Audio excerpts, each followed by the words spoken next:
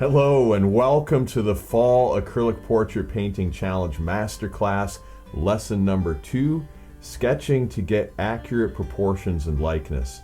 Hey, glad you're here again, and it just happens to be early in the morning as I'm working on this lesson.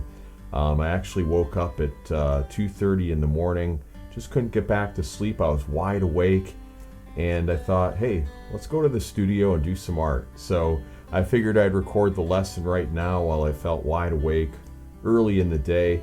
And technically it's dark outside, but that's okay because I'm pumped here to be able to do this next part of the lesson for you. And I'm excited that you're taking part of the Portrait Painting Challenge. It's not easy to paint a portrait if you've never done it before, and maybe you have done a portrait before in the past, but you just didn't get the results you were looking for. It just didn't look realistic. Maybe it was kind of flat, the skin tones were muddy, proportions were off. There's a lot of different things in a portrait potentially that could go wrong, but I do want you to concentrate on what can go right, and the fact that you're here, I'm going to teach you how to do it. One of the most important aspects of a portrait is the sketch, the foundation. And just like you wouldn't build a house on a foundation that was weak or crumbling, you want to build your portrait on a good, rock solid foundation. You want to make sure that you have an accurate likeness, and even before an accurate likeness, you want to have correct anatomy, have excellent proportions. So I want to show you how to do this in the sketching process. Where we finished up last time, you should have a gridded reference photo, and you should have your hardboard panel with the grid on there. It's all sealed in with matte medium and gesso, so you should have a nice surface to sketch upon. Before we do anything else though, I want to invite you to join the challenge. Hey, it's free to join. The first 2 lessons I send you for free. The rest are available at Realistic Acrylic Portrait School. But when you join for free, I'll send you the welcome kit, and that includes the gridded reference photo, includes a supplies list, palette layout guide, and also the upcoming tentative masterclass schedule. All the lessons emailed to you, some other things as well. But go ahead and sign up. That's at realisticacrylic.com/fall-acrylic-portrait-painting-challenge. And look forward to helping you paint a portrait you can be proud of step by step. So before we dive into the actual sketching process, I'm going to open up with a word of prayer because I really need God's help to be able to do what I do. And I believe that He will help me, and He'll help you to paint your best portrait you've ever done. So Father God, I come before you in Jesus' name, and I ask that you would just direct this class, Lord. I want to do it for your glory.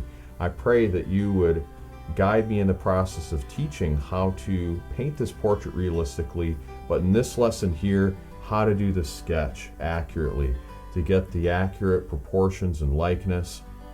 Lord, help me to be able to do that. Help me to be able to teach it. I pray that you would bless the students, that they would do a portrait that they're proud of, Lord, and they'd be amazed by the results. I pray that you would be glorified in it.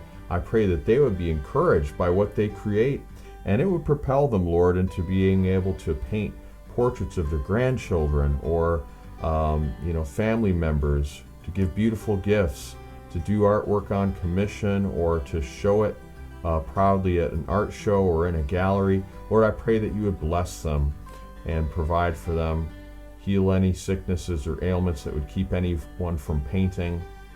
I pray that you would encourage them, that they would know that they can do it because you'll enable them to do it. So Lord, bless this class, bless the students in Jesus' name, amen. All right, so you want to grab a sepia toned or dark umber colored pencil, and I just feel that's the best color. Now you could use other colors like terracotta, or there's burnt ochre, but I think just being that we have a lot of dark colors in the reference photo, I think that would be the best one to use. And I did create a new image for this reference photo with the grid. I put a red overlay on it. The black one was just kind of hard to see the lines with, you know, the dark hair and the dark sweater. So you want to make sure that you download that, and that'll be in the welcome kit right on that page there. Again, when you sign up for the challenge, I'll send that gridded reference photo to you, so you'll be able to paint along with us. But for now, let's dive in here to the sketching process. I'm just going to get a quick sip of water before I begin.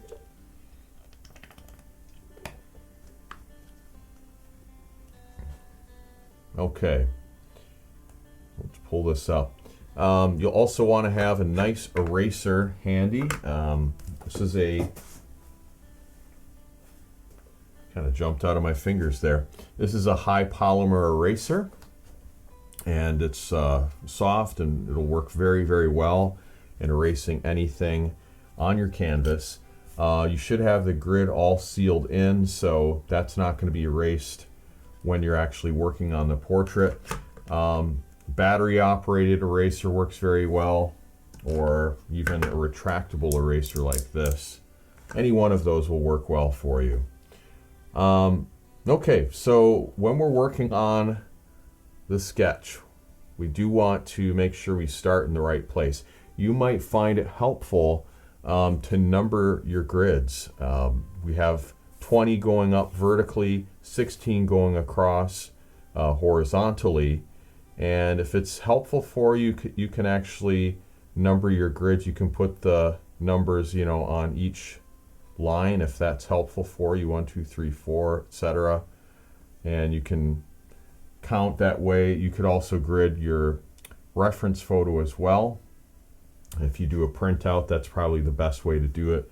But you know, we don't necessarily have to do that. As long as you start in the right place, that's all that counts. So let's look here, and we'll do that. Okay, we're going to count up here. We've got 1, 2, 3, 4, 5, 6, 7, and I'm going to start with her hair. Just the outlines. We're just going to kind of get the outlines of the sketch, and that's the most important part. 1, 2, 3, 4, 5, 6, 7.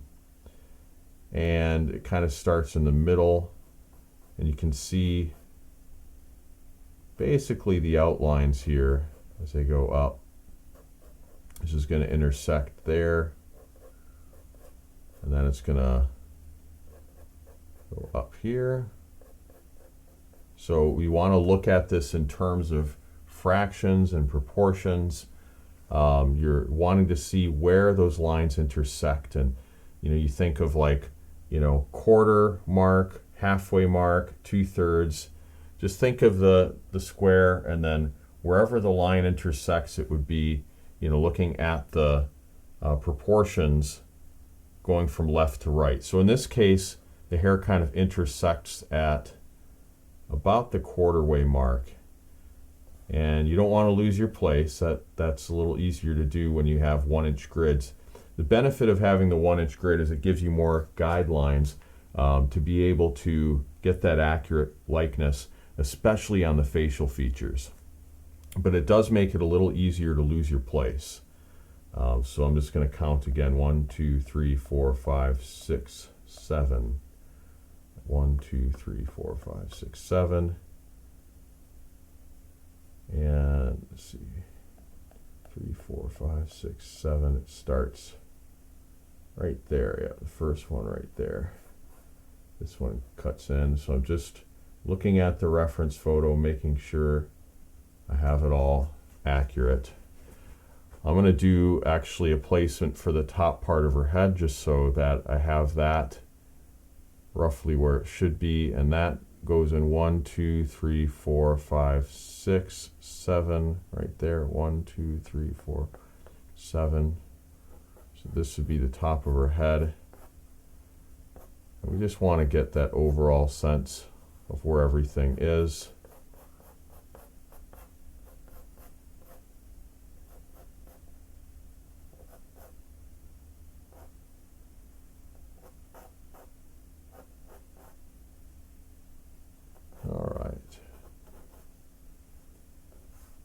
So this will give you a good idea.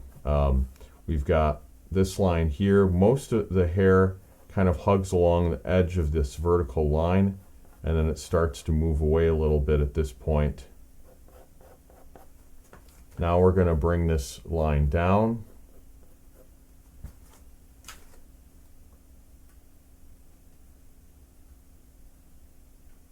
And we'll just zoom in a little bit here, just so you can see it better.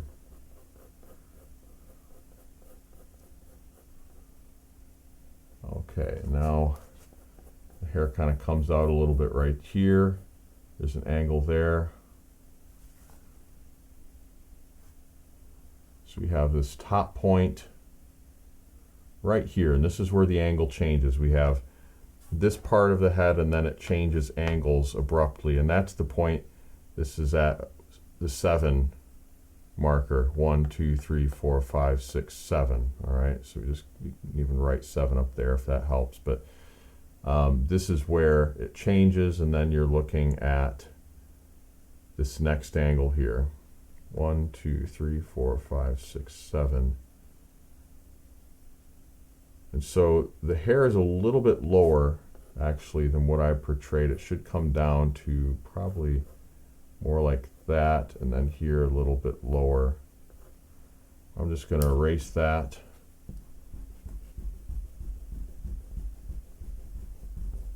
You should find that everything erases pretty easily. You want to have your pencil sharpener out. I have a good electric pencil sharpener. You want to keep your pencil to a nice sharp point. That really does help quite a bit.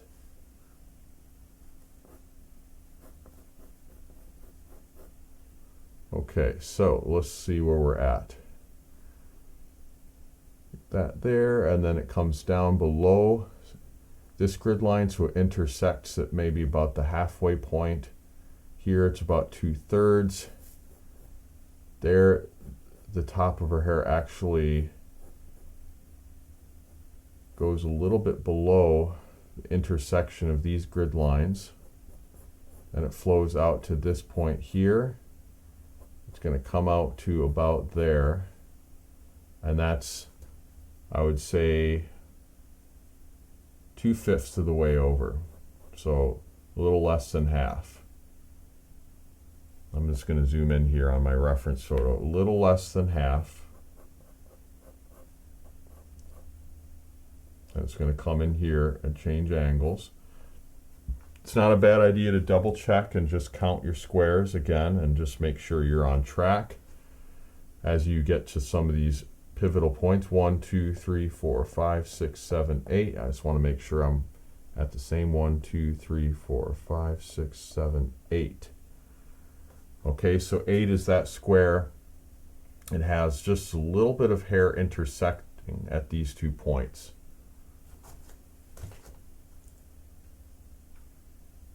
So just to show you here, where it's just intersecting at these 2 points, and it makes a little shape right there.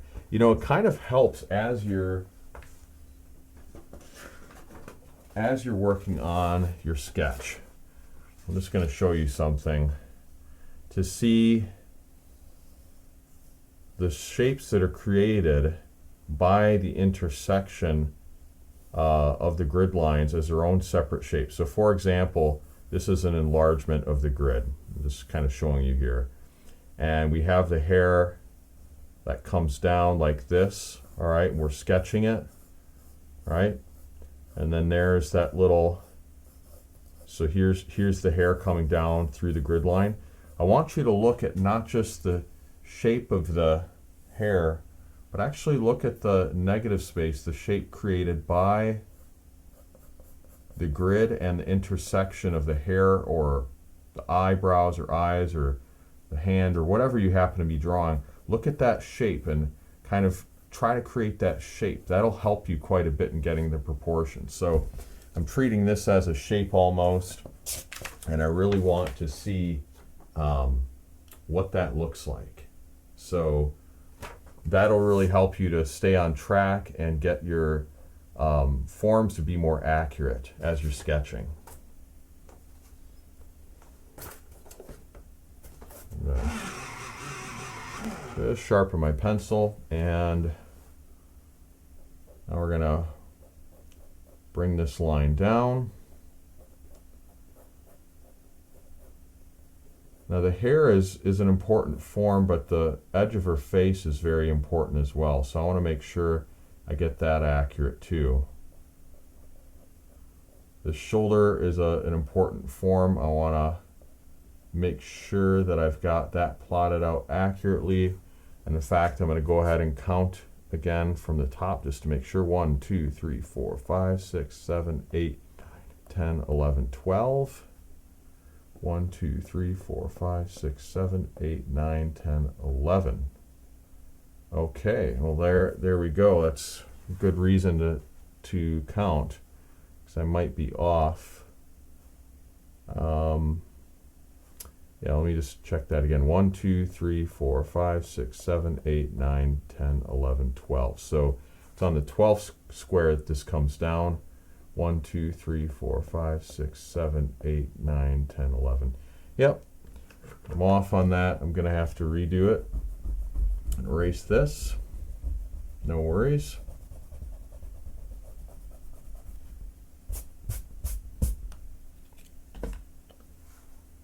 So I'm going to make sure I have this coming down to there. It's on the 12th square that we find her shoulder to meet that point. So her hair is going to come down just a little bit lower, and we go up, let's see, 1, 2, 3. Yep, you have 3 squares, and then that angle changes on her hair. Okay. So here we have the shoulder then.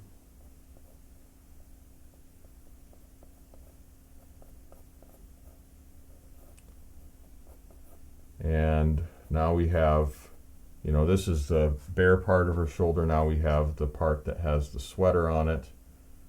And this is an important angle too. If you kind of see this form right there as a little triangle or almost an inverted L. I mean, it has some more deviations than that, but I'm talking about this point right here, where the top of her shoulder meets that V-neck, and where that intersection is. You want to make sure you know where that occurs.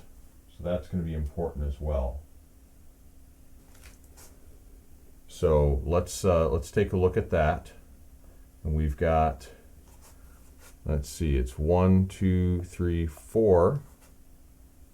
1, 2, 3, 4 from the edge. And then it's going to be just below. We obviously know where it's at because we just plotted out her shoulder here.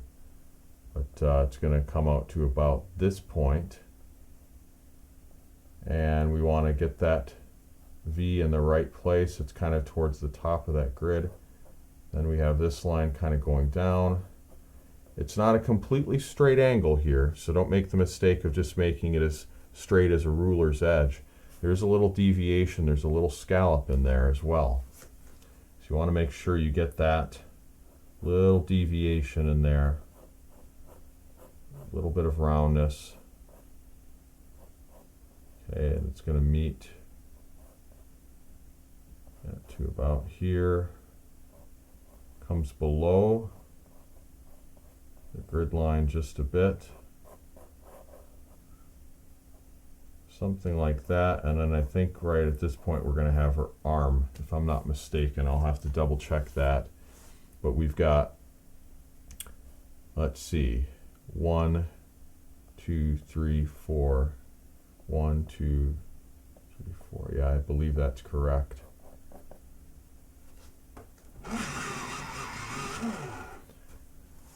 And you don't want to shortcut this part of the process. You know, the part of the process where you're going to be actually, you know, getting in the proportions. This is so important. So before we can even get the facial features in and the likeness, we got to dial in those proportions and really make sure we don't have the shoulder or the neck too long or too short, or the hand in the right or the wrong place rather. We want to make sure everything is accurate. So I'm taking my time on this. I want to do it right. Now let's bring the clothed part of her shoulder out as far as it should go. That occurs, let's see, this part of the line is going to meet at about a 1/3 way mark between these horizontal hash marks. And then it comes down to about there. And one grid line away from the edge is where we're going to let that stop, and then the angle changes. We've got two angles here. All right, we've got this angle here and then that angle there. So really important to see that. Comes down right there.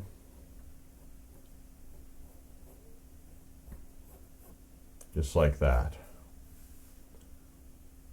All right.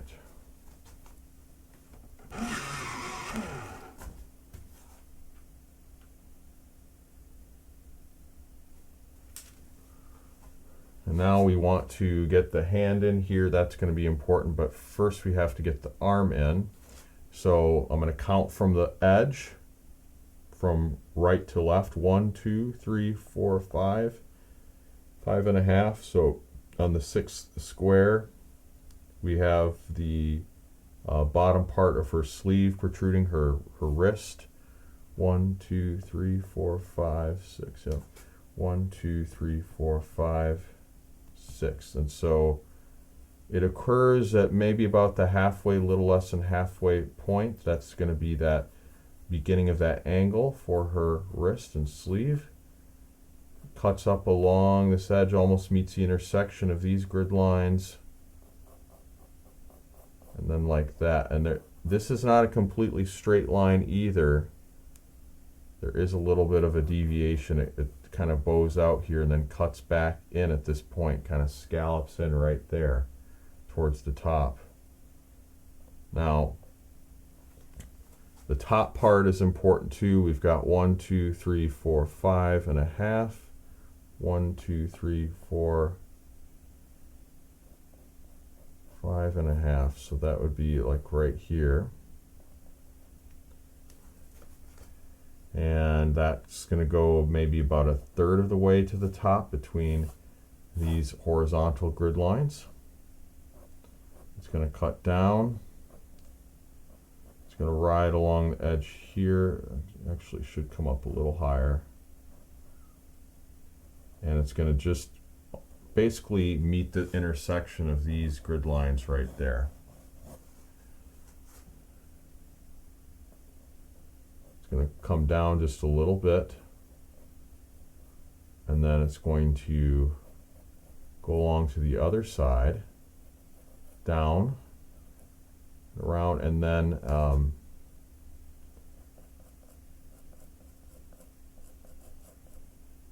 now it's going to start again on the other side. So we brought this over, and there's a little bit of the area where that sleeve kind of bows out on that side, so it's a little more rounded. Then we have the angle that we need to capture for the other part of the V-neck, and it's a little bit obviously of a less steep angle. This is way more steep, so we want to pay attention to where the line for this V-neck is intersecting.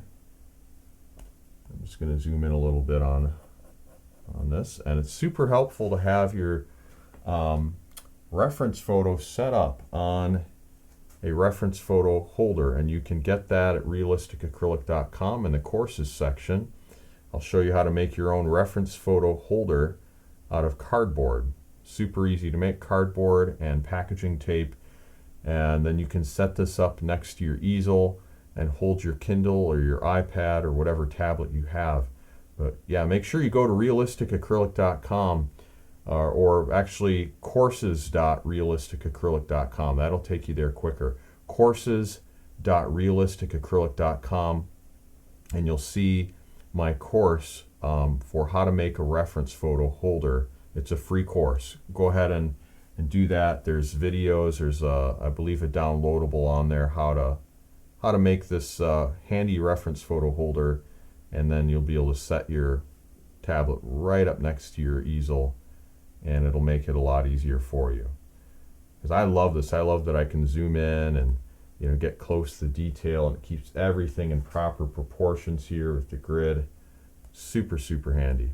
All right, back to the sketch. So we're going to pay attention to where the lines intersect. Again, this line here for the V-neck is not completely straight either. It does kind of curve just a little bit downward like that. It is going to meet up at this grid line here, and then it's going to come up there, and then it's going to go across. And here it kind of meets her hair at that point.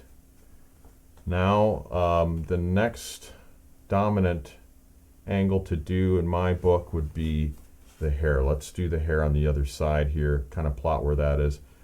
So we're just trying to get the main dominant forms first, and then we'll fill in the details later. 1, 2, and let's just double check, make sure we've got this accurate. 1, 2, 3, 4. Yep, 1, 2, 3, 4. There we are. Everything's accurate. And now let's bring out the hair. We count 1, 2, and then on the third, the hair kind of comes out from there. We're just looking for that main form. We have a few little strands, but let's look for that main form. It's right here. Right here, and it just kind of intersects. And it's going to cut up inside.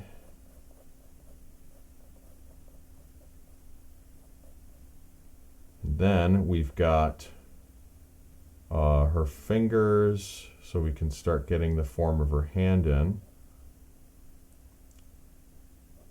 And that's going to start right here. We count, 1, 2, well, half of the grid, and then a whole grid, and then it starts on that third one right there. Or 1, 2, 3, 4, 5, 6 from the bottom. And that knuckle just intersects here. With the intersection of these grid lines, there's the knuckle protruding out. And it comes out to about a third of the way over. Here it's about a half of the way over. That's where it meets at that vertical or that horizontal hash mark. And then here it meets up right there, and the knuckles just about touching the edge.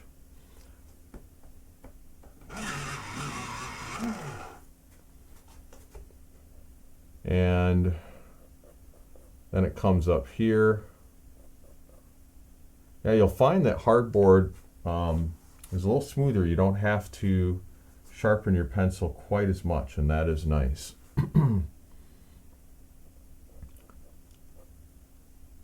Okay, so we have this knuckle coming up, and then we have the last bend there. So you want to look at the anatomy of the hand, and so we really want to pay attention to this as we're working on it. We've got the lower part of the knuckles, right? That's this part right here. Actually, her hand is turned the other way, but you've got that lower part of the knuckles. Like when you make a fist, that's the part that you see there that protrudes out. That's what we're drawing right there. Okay, so those lower knuckles. Then you've got the first bend in the fingers right here, and then you've got the second bend on the top. So we're trying to capture right now with this bend the knuckles right there, and then the flat part of the wrist, and these tendons are important, getting the tension in those tendons. You can see the lines, and you want to make sure you capture that as well. So it's kind of a straight shape, but it has a little bit of a bow to it. And it's going to meet right here at this intersection. Now, we want to get the top part of the knuckles coming up a little bit above that grid line. And then, let's see, the last bend is going to be right here, and then her finger is going to basically come up to the halfway part of these hash lines. of these horizontal grid lines. And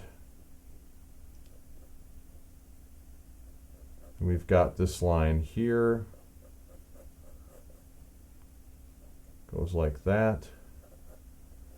So we only see 3 fingers. We know she has 4 fingers, right? But we only see 3.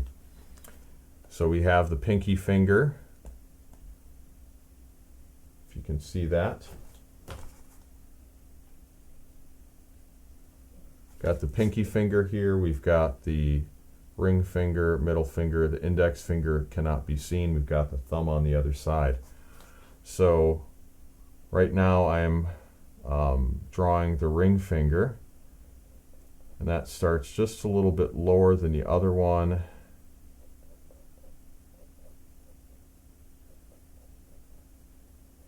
Okay, and there's a little bit of a pad there to the finger, and then we have this form dipping back. We have the bend right here and a fleshy part coming out.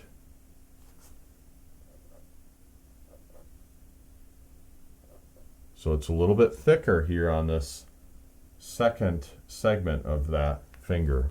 The last segment is skinnier. A little thicker right here. There's the bend right here, so it changes direction. There's a little bit of a curvature to it. Now we're going to portray this front part of the finger, and that has a little bit of a curve to it as well. Really want to look at where this intersects. I might have missed that.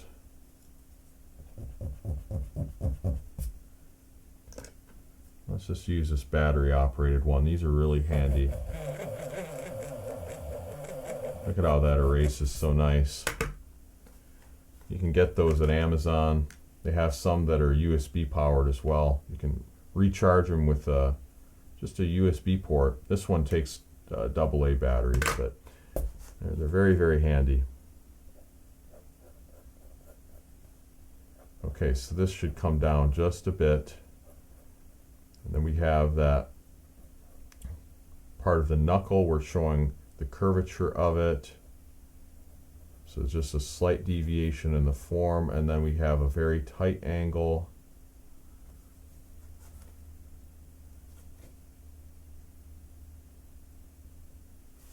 And I think I need to bring that out a little further to the left.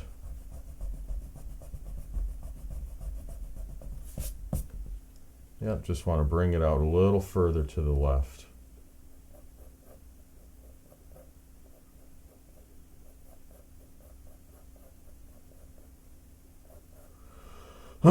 Something like that. And this part of the finger could come out a little closer too.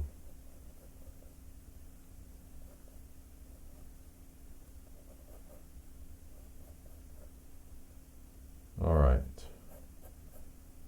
So at this point, these lines kind of converge. So that would be the line for her finger, and then the tendon bringing it together. There's an accessory line right here that we want to get in as well.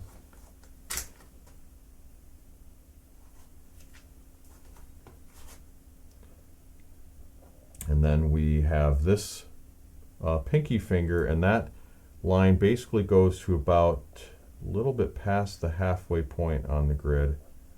So we want to make sure we have that where it should be.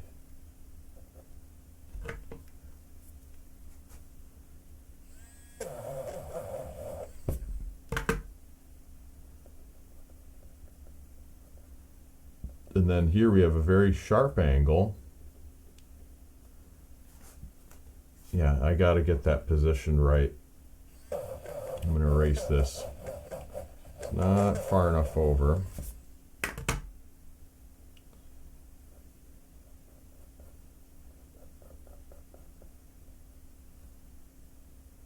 And this part of the finger could be a little skinnier. I'll bring that closer to the edge.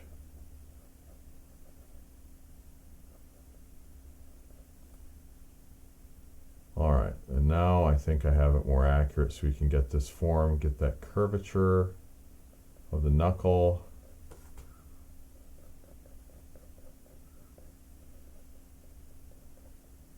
And then this can come up to about that far. We're showing the round part of the pinky. So we want to make sure that that top part of the finger goes a little bit past the halfway point, you know, on these horizontally running grid lines. A little bit past the halfway point, and then comes out a little bit, oh, maybe an eighth of a way over to the right, or quarter, a little bit less than a quarter.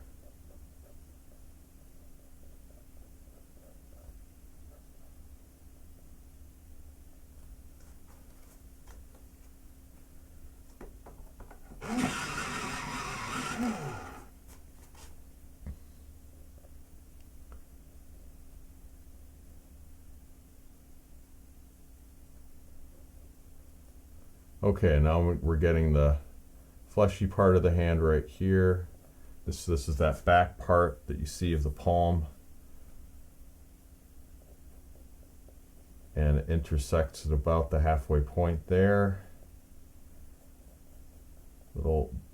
There's some little lumps we want to get in there. This little break comes up at about past the halfway point, and then we've got just the back part of her palm and her wrist. And it's almost a straight line, but then there's just a slight bend right here.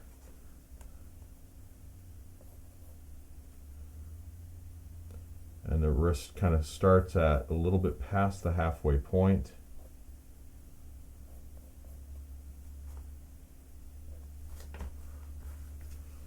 Now we want to get the thumb in there, so we have this part that comes out. This is the back of the thumb, intersects a little bit, and then it kind of meets about at the halfway point up here on this horizontally running grid line.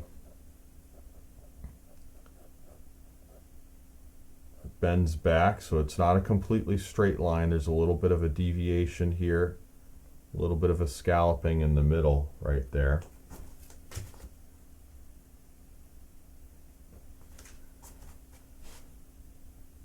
And there's just a bit of a deviation here. So you want to see where these vertical and horizontal grid lines meet and kind of the shape that's created by this intersection point of the thumb. And then you want to get this to line up, meet the pinky finger, pay attention to the amount of space at the top. It's, I would say, maybe about a third of the way from the top. We have the crease, that's an important part of it. I would put that in right now while we're here working on it. And that's gonna be somewhere about right there, from what I can tell.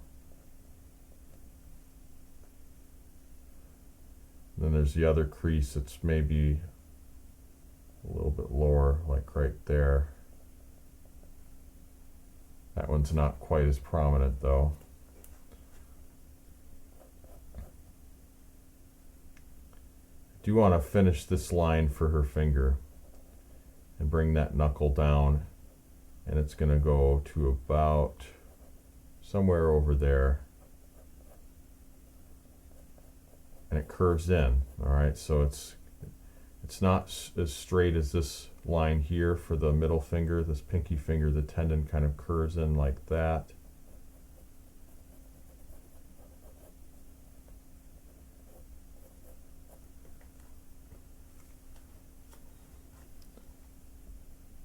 Could put in, I guess, the fingernails very loosely. They're going to be just a little bit below the grid line, and they have a slight bit of a curvature to them as well. And that's something to keep in mind, just a slight bit of a curvature.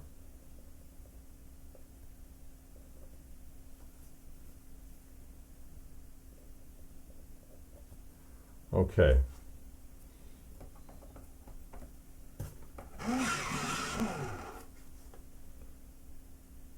Now let's get the outlines for her face. And let's keep going with that, and we're going to get her hair going up from this finger, so it basically starts at this point here and continues on.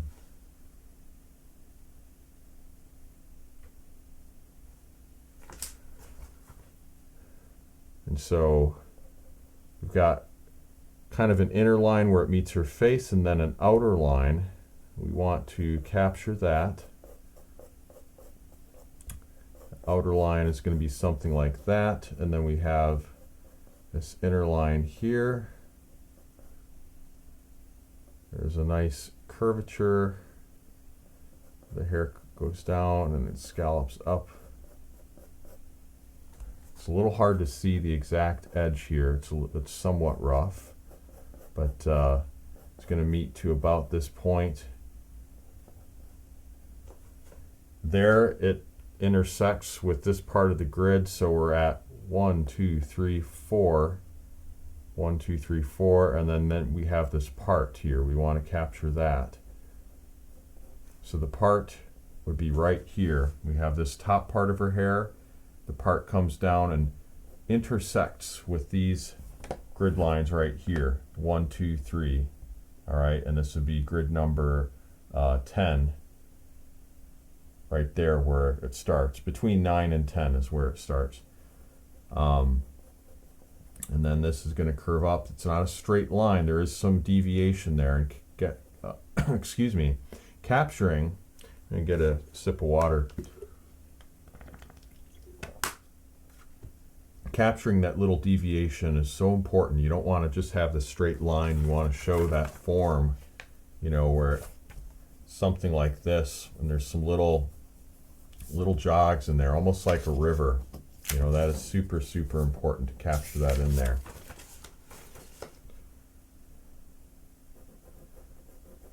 So here it goes, just like that. Got part of it coming down that way. Now let's show the other side of her hair, and we're going to delineate the hair from the outer part of her forehead. That's a very strong shape, that contour. So we really want to pay attention to that form. It starts at about a third of the way down from this horizontally running grid line. It's going to meet down. We want to look at now what I'm drawing right now. There's two lines here. We have the outer part of her hair creating kind of a cave, but I'm right now concentrating on the line between the outer part of her forehead going down to her eyebrow ridge, cheek, and her hair. So that line there is what I'm concentrating on. And we can see, you know, the line right now because of the difference in value. It's very easy to see that difference. We want to make sure we have that form as accurate as possible. We'll bring this down. Now we're doing the forehead projecting into the eyebrow region where it projects outward. There's a round kind of convex shape. Now there's a concave shape. Now we have another convex shape.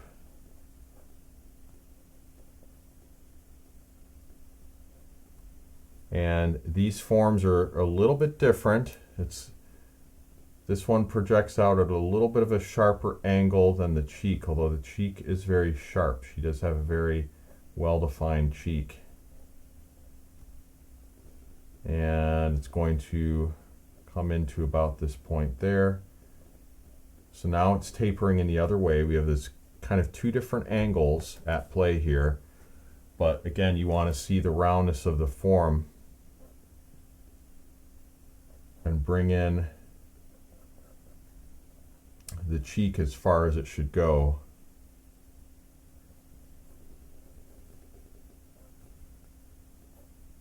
And then this part of her face comes down. There is a little bit of a concave shape right here as we get towards her mouth. This is where her mouth will reside eventually. And then the angle still continues on. We're getting into the chin area. Now it starts to curve back.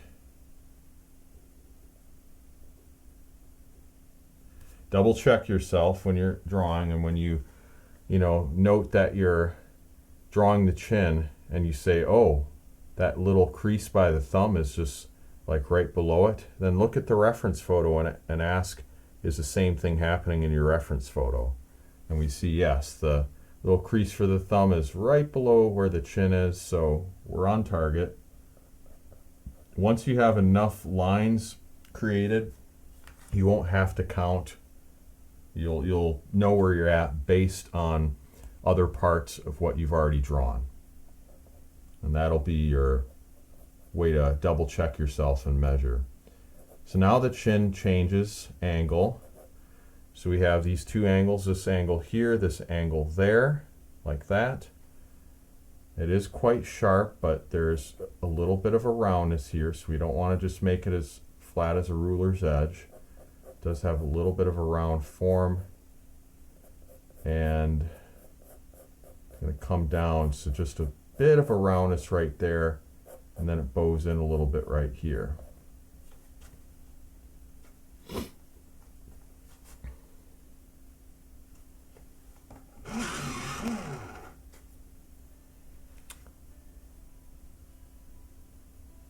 It actually might even have just a slight bit more roundness on the bottom. All right, and then we have the hair out there. And that basically takes us to the end of this first part of the sketching process, which is just getting the outer contours.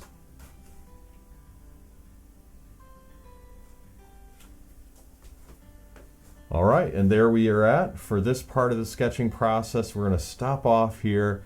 It's a good place to kind of assess where we're at. It's to make sure you have the overall proportions accurate. And the next step is going to be filling in the facial features loosely at first. And then we're going to be continuing on adding more detail, refining. So we start by getting the accurate proportions. Then we're going to move on to the accurate likeness. And the proportions is just that overall anatomical structure that any person would have. You know, that the hands look like human hands and the face looks like a human face. When we get to the likeness, that's where we make it look specifically like the person that we're trying to paint. And so we'll get there, but I just want to make sure I showed you how to get the accurate proportions. So I'm going to meet you in the next video lesson coming out soon, where I'm going to help you to develop accurate likeness as well. Hey, thanks for doing this challenge. I look forward to seeing your work in the Facebook group. Be sure to comment on this video if you have any questions, and if I can help you in any way, I'll be happy to. In the Facebook group, we have tons of artists there who are very talented, very encouraging, and they'll be happy to help you as well. So thank you so much for watching. God bless. Look forward to seeing your work, and I'll see you in the next lesson.